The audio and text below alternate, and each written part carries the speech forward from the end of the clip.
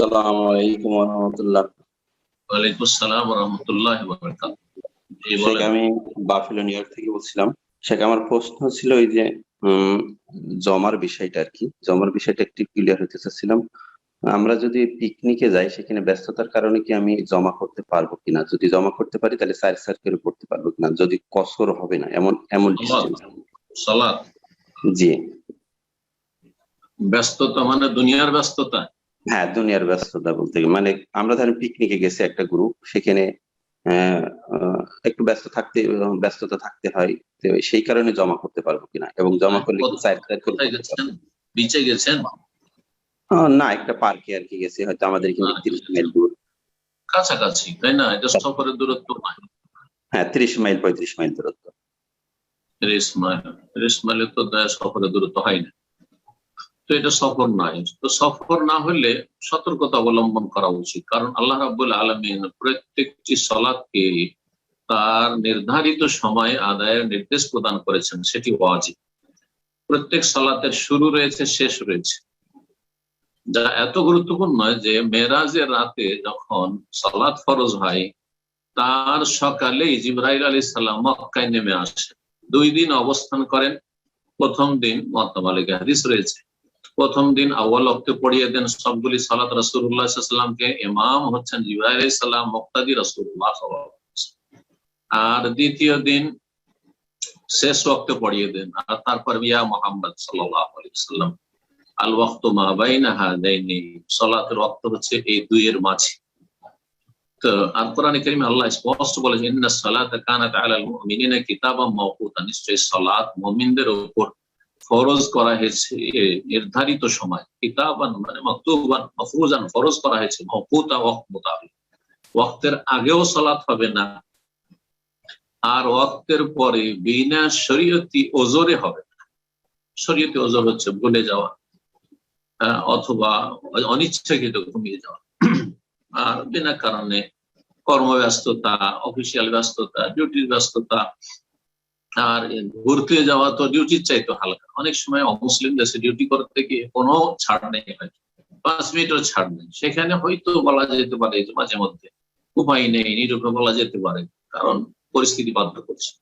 কিন্তু বিচে ঘুরতে গিয়ে কাছেই জমা করবেন না, এরকমটা হওয়া উচিত নয়।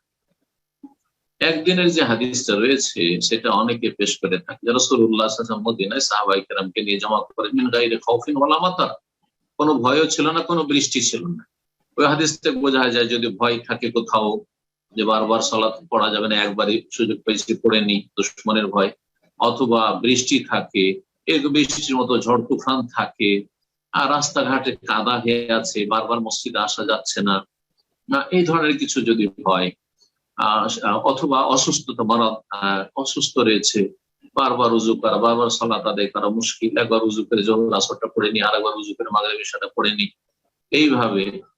কিন্তু জোহর আসর জমা চলবে, মাগরিব ইশা চলবে, ফজরকে কোনো দিকে জমা করা যাবে না, এটা মনে রাখতে হবে। এরকম আসরকে মাগরিবের সাথে চলবে না, ফজরকে জোহরের সাথে চলবে না। এই বিষয়গুলো মনে রাখতে হবে, কারণ অনেকে বুঝে না, মনে করে জমা মানে যে কোনো চলার জমা।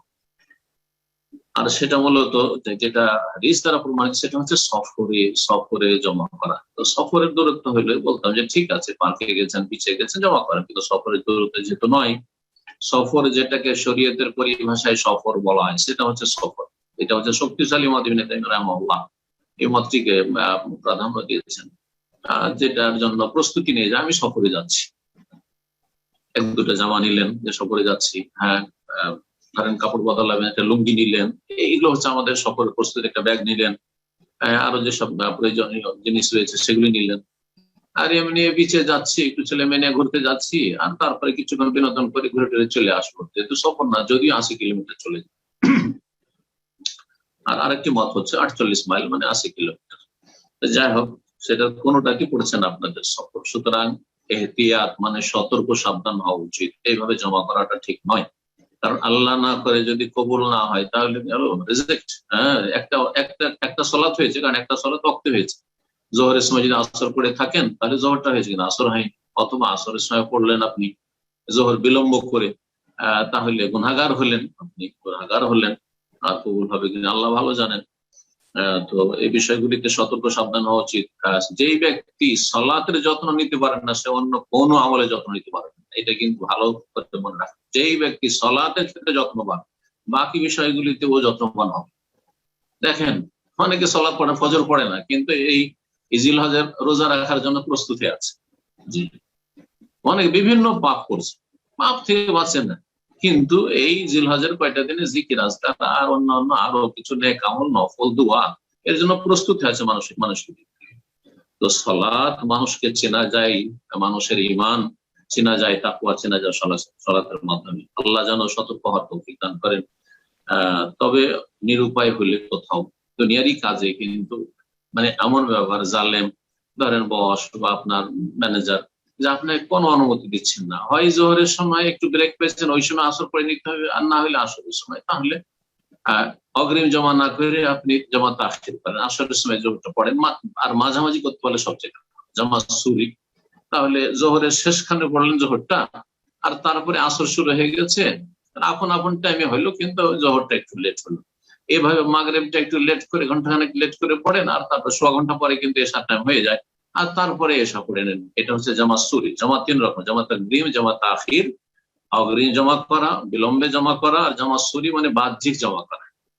সুরি সুরা থেকে দেখতে জমা, কিন্তু আসলে জমা না।